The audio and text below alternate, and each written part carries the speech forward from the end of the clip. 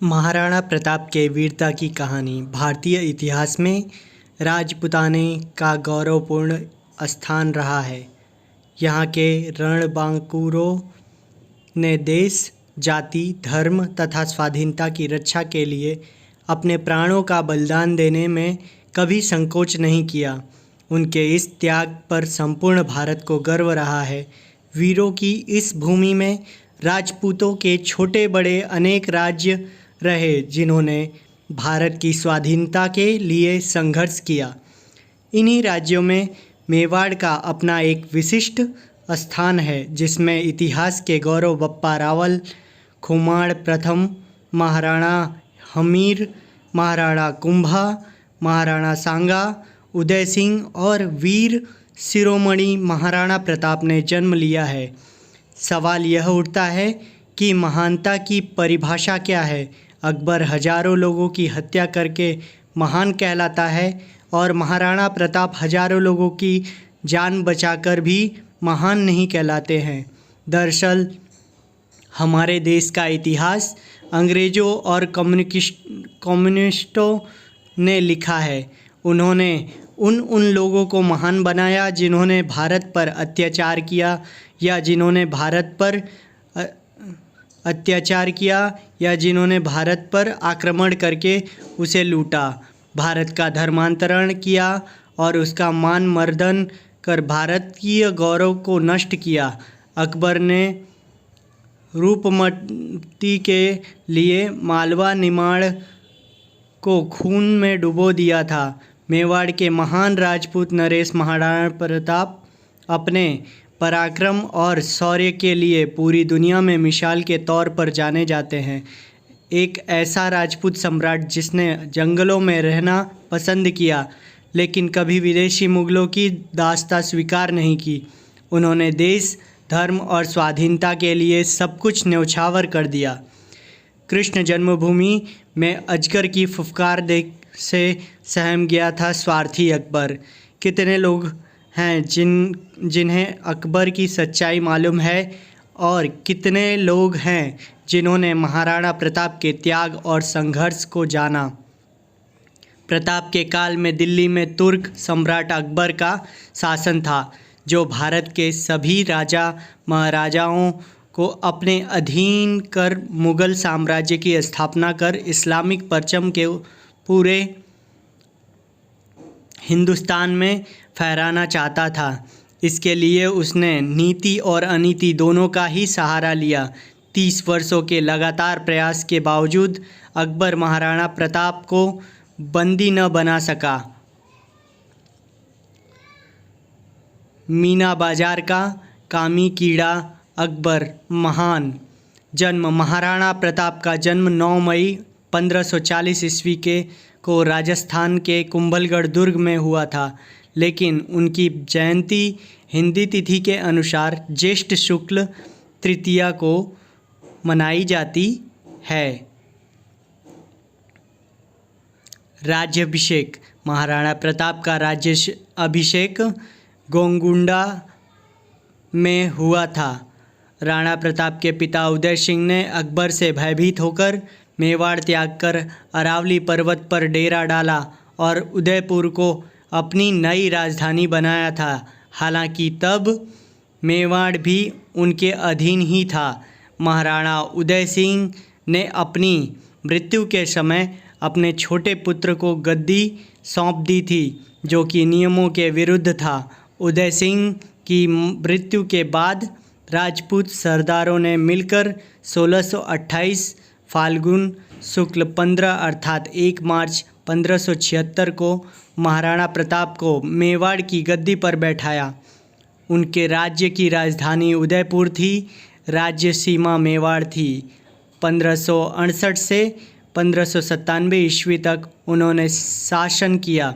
उदयपुर पर यवन तुर्क आसानी से आक्रमण कर सकते हैं, ऐसा विचार कर तथा सामंतों की सलाह से प्रताप ने उदयपुर छोड़कर कुंभलगढ़ और गोंगुंदा के पहाड़ी इलाकों को अपना केंद्र बनाया।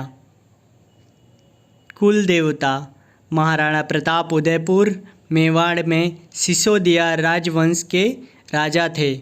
उनके कुल देवता एकलिंग महादेव हैं। मेवाड़ के राणाओं के आराध्य देव एकलिंग महादेव का मेवाड़ के इतिहास में बहुत महत्व है। एकलिंग महादेव का मंदिर उदयपुर में स्थित है। मेवाड़ के संस्थापक बप्पा रावल ने 8वीं शताब्दी में इस मंदिर का निर्माण करवाया और एकलिंग की मूर्ति की प्रतिष्ठापना की थी। प्रताप के पिता उदय सिंह ने प्रताप को जब नहीं सौंपी राजगद्दी तो जगमल सिंह उदय सिंह का अपनी समस्त रानियों में से भटियानी रानी पर सर्वाधिक प्रेम था। इसी कारण उन्होंने भटियानी रानी के पुत्र जगमल सिंह को प्रताप सिंह का पर वरीयता प्रदान कर अपना उत्तराधिकारी घोषित कर दिया था। प्रताप सिंह ज्येष्ठ पुत्र होने के कारण स्वाभाविक उत्तराधिकारी थे। उन्होंने अपनी मृत्यु के समय जगमल को राजगद्दी सौंप दी। उदय सिंह की यह नीति गलत थी, क्योंकि राजगद्दी के हकदार महाराणा प्रताप थे। प्रजा तो महाराणा प्रताप से लगाव रखती थी। जगमल को गद्दी मिलने पर जनता में विरोध और निराशा उत्पन्न हुई। जगमल ने राज्य का शासन हाथ में लेते ही घमंडवश जनता पर अत्याचार करना शुरू कर दिया। जगमल बेहद डरपोक और भोगी विलासी था।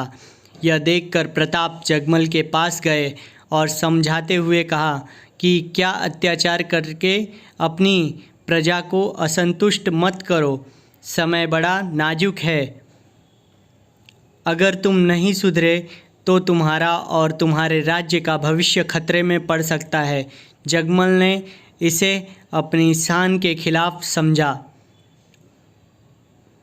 गुस्से में उसने कहा, तुम मेरे बड़े भाई हो सही, परंतु स्मरण रहे कि तुम्हें मुझे उपदेश देने का कोई अधिकार नहीं है। यहाँ का राजा होने के नाते मैं ये आदेश देता हूँ कि तुम आज ही मेरे राज्य की सीमा से बाहर चले जाने का प्रबंध करो। प्रताप चुपचाप वहाँ से चल दिए। प्रताप अपने अश्वागार में गए और घोड़े की जीन कसने की आज्ञा दी। महाराणा प्रताप के पास उनका सबसे प्रिय घोड़ा चेतक था। महाराणा उदय सिंह के निधन के पश्चात मेवाड़ के समस्त सरदारों ने एकत्र होकर महाराणा प्रताप सिंह को राजगद्दी पर आसीन करवाया था। महाराणा प्रताप का राज्याभिषेक कुंभलगढ़ के राज सिंहासन पर किया गया।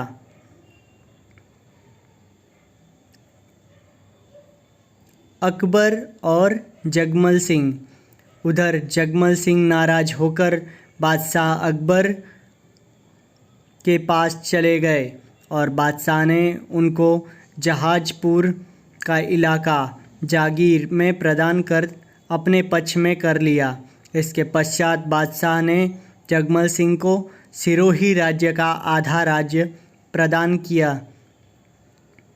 इस कारण जगमल सिंह के सिरोही के राजा सुरतान देवड़ा से दुश्मनी उत्पन्न हो गई और अंत में ईस्वी सन 1583 में हुए युद्ध में जगमल सिंह काम आ गए थे।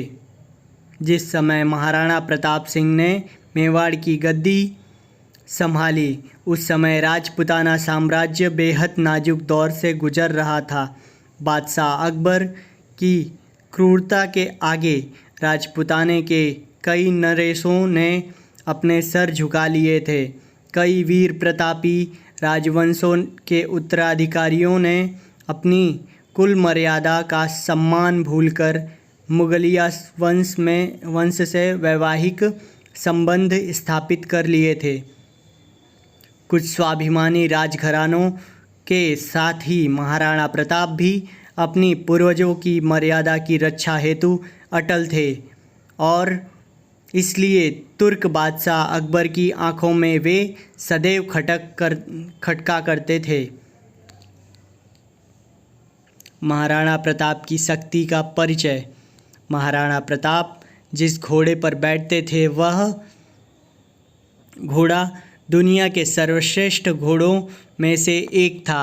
महाराणा प्रताप तब 72 किलो का कवच पहनकर 81 किलो का भाला अपने हाथ में रखते थे। भाला और कवच सहित ढाल तलवार का वजन मिलाकर कुल 208 किलो का उठाकर वे युद्ध लड़ते थे। सोचिए तब उनकी शक्ति क्या रही होगी। इस वजन के साथ रणभूमि में दुश्मनों से पूरा दिन लड़ना मामूली बात नहीं थी। अब सवाल यह उठ सकता है कि जब वे इतने शक्तिशाली थे तो अकबर की सेना से वे 2 बार पराजित क्यों हो गए।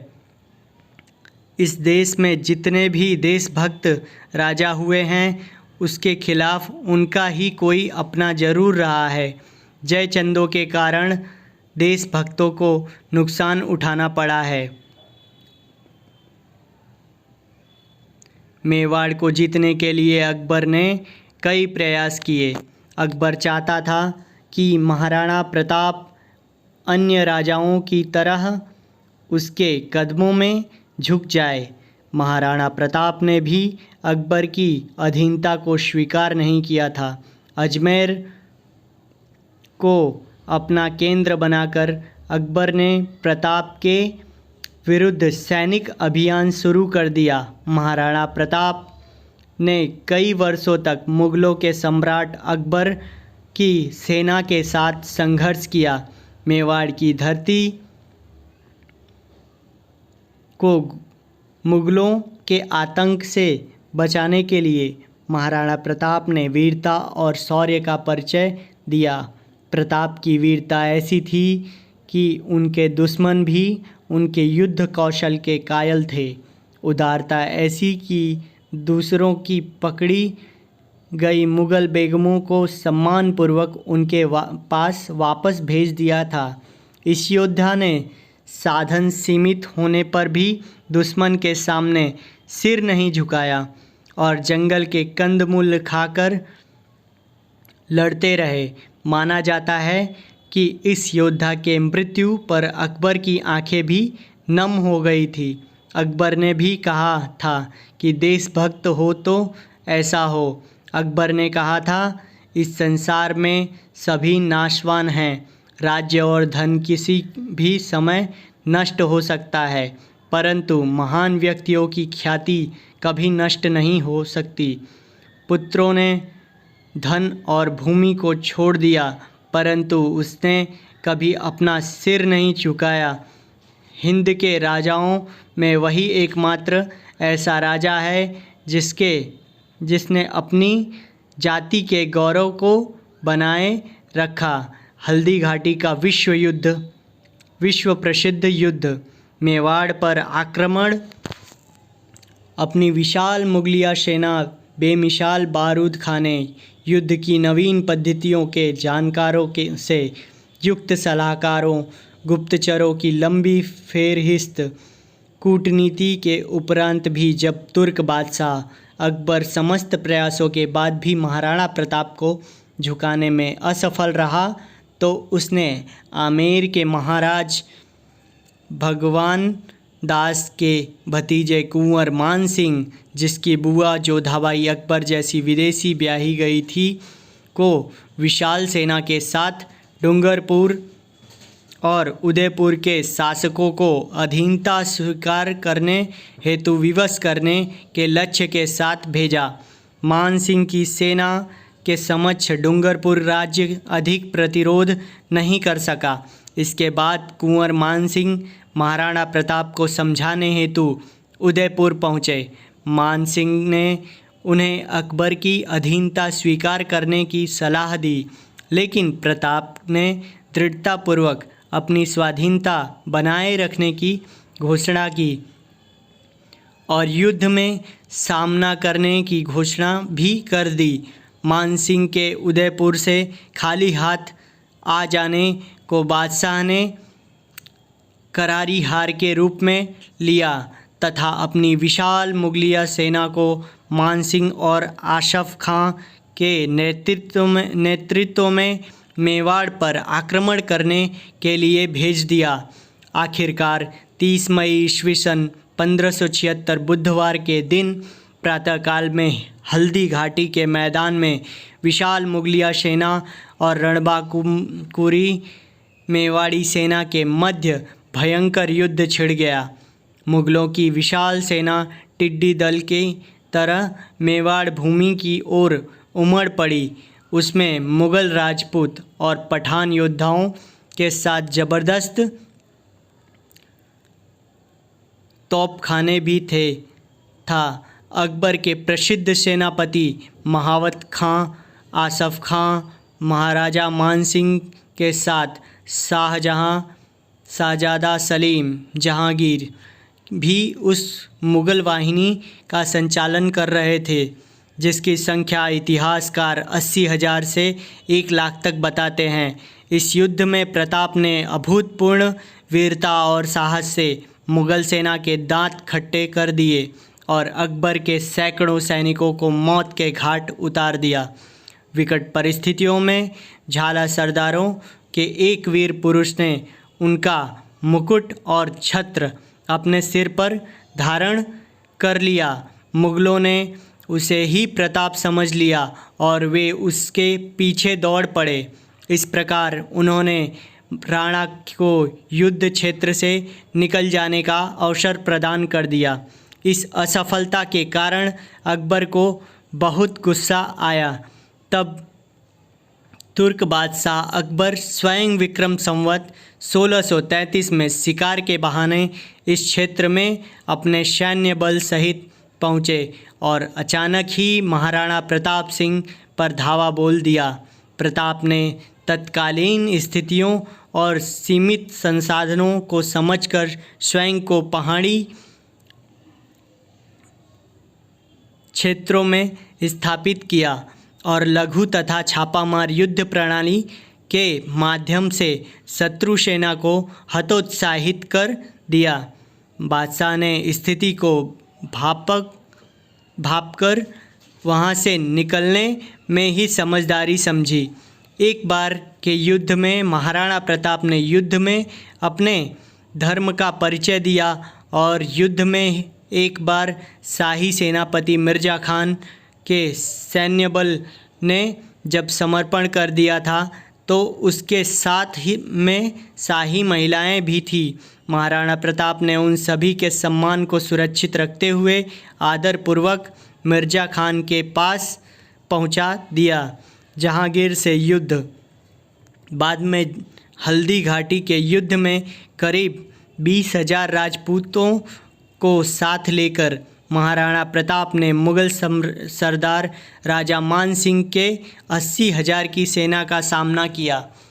इसमें अकबर ने अपने पुत्र सलीम जहांगीर को युद्ध के लिए भेजा था। जहांगीर को भी मुंह की खानी पड़ी और वह युद्ध का मैदान छोड़कर भाग गया। बाद में सलीम ने अपनी सेना को एकत्रित कर फिर से महाराणा प्रताप पर आक्रमण किया और इस बार भयंकर युद्ध हुआ। इस युद्ध में महाराणा प्रताप का प्रिय घोड़ा चेतक घायल हो गया था। राजपूतों ने बहादुरी के साथ मुगलों का मुकाबला किया, परंतु मैदानी तोपों तथा बंदूकधारियों से सुसज्जित शत्रु की विशाल सेना के सामने समूचा पराक्रम निष्फल रहा। युद्ध भूमि पर उपस्थित 22,000 राजपूत सैनिक में से केवल 8,000 जीवित सैनिक युद्ध भूमि में से किसी प्रकार बचकर निकल पाए। महाराणा प्रताप को जंगल में आश्रय लेना पड़ा। चेतक का पराक्रम।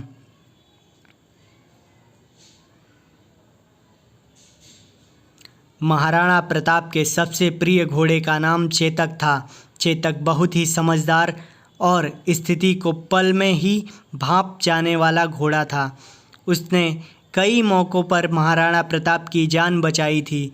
हल्दी घाटी युद्ध के दौरान प्रताप अपनी पराक्रमी चेतक पर सवार हो पहाड़ की ओर जा रहे थे, तब उनके पीछे 2 मुग़ल सैनिक लगे हुए थे। चेतक ने तेज़ रफ्तार पकड़ ली, लेकिन रास्ते में एक पहाड़ी नाला बह रहा था। युद्ध में घायल चेतक फुर्ती से उसे लांघ गया, परंतु मुग़ल उसे पार न कर पाए। चेतक नाला तो लांघ गया, पर अब उसकी गति धीरे धीरे कम होती गई और पीछे से मुग़लों के घोड़े की टापें भी सुनाई पड़ी। उसी समय प्रताप को अपनी आवाज़ सुनाई पड़ी, हो नीला घोड़ा रा असवार। प्रताप ने पीछे मुड़कर देखा तो उसे एक ही अश्वारोही दिखाई पड़ा और वह था उनका भाई शक्ति सिंह। प्रताप के साथ व्यक्तिगत विरोध ने उसे देशद्रोही बनाकर अकबर का सेवक बना दिया था और युद्ध स्थल पर वह मुग़ल पक्ष की तरफ से लड़ रहा था। जब उसने नीले घोड़े को बिना किसी सेवक के पहाड़ की तरफ जाते हुए देखा तो शक्ति सिंह भी चुपचाप उसके पीछे चल पड़ा था। लेकिन शक्ति सिंह ने दोनों मुग़लों को मौत के घाट उतार दिया। जीवन में पहली बार दोनों भाई प्रेम के साथ गले मिले थे। इस बीच चेतक ज़मीन पर गिर पड़ा और जब प्रताप उसकी काठी को खोलकर अपने भाई द्वारा प्रस्तुत घोड़े पर रख रहा था, चेतक ने प्राण त्याग दिए। बाद में उस स्थान पर एक चबूतरा खड़ा किया गया, जो आज तक उस स्थान को इंगित करता है। महाराणा प्रताप का हल्दी घाटी के युद्ध के बाद का समय पहाड़ों और जंगलों में ही व्यतीत हुआ। अपनी गुरिल्ला युद्ध नीति द्वारा उन्होंने अकबर को कई बार मात दी। महाराणा प्रताप चित्तौड़ छोड़कर जंगलों में रहने लगे। महारानी राजकुमारी और कुमार घास की रोटियों और जंगल के पोखरों के जल पर ही किसी प्रकार जीवन व्यतीत करने को बाध्य हुए। अरावली की एक गुफाएं ही अब उनका आवास थी और शिला ही शैया थी। महाराणा प्रताप को अब अपने परिवार और छोटे छोटे बच्चों की चिंता सताने लगी थी। मुग़ल चाहते थे कि महाराणा प्रताप किसी भी तरह अकबर की अधीनता स्वीकार कर दीन-ए-इलाही धर्म अपना लें। इसके लिए उन्होंने महाराणा प्रताप तक कई प्रलोभन संदेश भी भिजवाए, लेकिन महाराणा प्रताप अपने निश्चय पर अडिग रहे। प्रताप राजपूत की आन का वह सम्राट, हिंदुत्व का वह गौरव शौर्य इस संकट त्याग तप में अडिग रहा। धर्म के लिए, देश के लिए और अपने सम्मान के लिए यह तपस्या वंदनीय है। कई छोटे राजाओं ने महाराणा प्रताप से अपने राज्य में रहने की गुजारिश की, लेकिन मेवाड़ की भूमि को मुग़ल आधिपत्य से बचाने के लिए महाराणा प्रताप ने प्रतिज्ञा की थी कि जब तक मेवाड़ आज़ाद नहीं होगा वे महलों को छोड़ जंगलों में निवास करेंगे। स्वादिष्ट भोजन को त्याग कंदमूल और फलों से ही पेट भरेंगे, लेकिन अकबर का आधिपत्य कभी स्वीकार नहीं करेंगे। जंगल में रहकर ही महाराणा प्रताप ने भीलों की शक्ति को पहचान कर छापामार युद्ध पद्धति से अनेक बार मुग़ल सेना को कठिनाइयों में डाला था। बाद में मेवाड़ के गौरव भामाशाह ने महाराणा के चरणों में अपनी समस्त संपत्ति रख दी। भामाशाह ने 20 लाख असरफियाँ प्रदान किए। महाराणा इस प्रचुर संपत्ति से पुनः सैन्य संगठन में लग गए। इस अनुपम सहायता से प्रोत्साहित होकर महाराणा ने अपने सैन्य बल का पुनर्गठन किया तथा उनकी सेना में नवजीवन का संचार हुआ। महाराणा प्रताप सिंह ने पुनः कुंभलगढ़ पर अपना कब्जा स्थापित करते हुए शाही फौजों द्वारा स्थापित थानों और ठिकानों पर अपना आक्रमण जारी रखा। मुग़ल बादशाह अकबर ने विक्रम संवत 1635 में एक और विशाल सेना शाहबाज खान के नेतृत्व में मेवाड़ भेजी। इस विशाल सेना ने कुछ स्थानीय मदद के आधार पर वैशाख कृष्ण 12 को कुंभलगढ़ और केलवाड़ा पर कब्जा कर लिया तथा गोगुंदा और उदयपुर के क्षेत्र में लूटपाट की। ऐसे में महाराणा प्रताप ने विशाल सेना का मुकाबला जारी रखते हुए अंत में पहाड़ी क्षेत्रों में पनाह लेकर स्वयं को सुरक्षित रखा और चावंड पर पुनः कब्जा प्राप्त किया। शहबाज खान आखिरकार खाली हाथ पुनः पंजाब में अकबर के पास पहुंच गया। चित्तौड़ को छोड़कर महाराणा ने अपने समस्त दुर्गों का शत्रु से पुनः उद्धार कर लिया। उदयपुर को उन्होंने अपनी राजधानी बनाया। विचलित मुगलिया सेना के घटते प्रभाव और अपनी आत्मशक्ति के बूते महाराणा ने चित्तौड़गढ़ एवं मांडलगढ़ के अलावा संपूर्ण मेवाड़ पर अपना राज्य पुनः स्थापित कर लिया गया। इसके बाद मुग़लों ने कई बार महाराणा प्रताप को चुनौती दी, लेकिन मुग़लों को मुंह की खानी पड़ी। आखिरकार युद्ध और शिकार के दौरान लगी चोटों की वजह से महाराणा प्रताप की मृत्यु 29 जनवरी 1597 को चावंड में हुई। भारतीय कम्युनिस्टों और अंग्रेज़ों ने पूरी दुनिया में सिकंदर की तरह अकबर को महान सम्राट बना रखा है, लेकिन सत्ता और धर्म के नशे में चूर अकबर की सच्चाई को आज नहीं कल स्वीकार करना ही होगा। महान तो महाराणा प्रताप थे, जिनको एक तुर्क ने भारतीय राजाओं के साथ मिलकर हर तरह से झुकाने का या मौत के घाट उतारने का प्रयास किया, लेकिन महाराणा प्रताप ने अपने आत्मसम्मान को बचाए रखा और कभी भी अकबर की अधीनता स्वीकार नहीं की। महाराणा प्रताप ने भगवान एकलिंग जी की कसम खाकर प्रतिज्ञा ली थी कि जिंदगी भर उनके मुख से अकबर के लिए सिर्फ तुर्क ही निकलेगा और वे कभी अकबर को अपना बादशाह नहीं मानेंगे। मेवाड़ के वीर यशस्वी महाराणा प्रताप ने कभी मुग़लों के इस छद्म चेहरे की अधीनता स्वीकार नहीं की। अकबर ने उन्हें समझाने के लिए 4 बार शांति दूत को अपना संदेशा लेकर भेजा था, लेकिन महाराणा प्रताप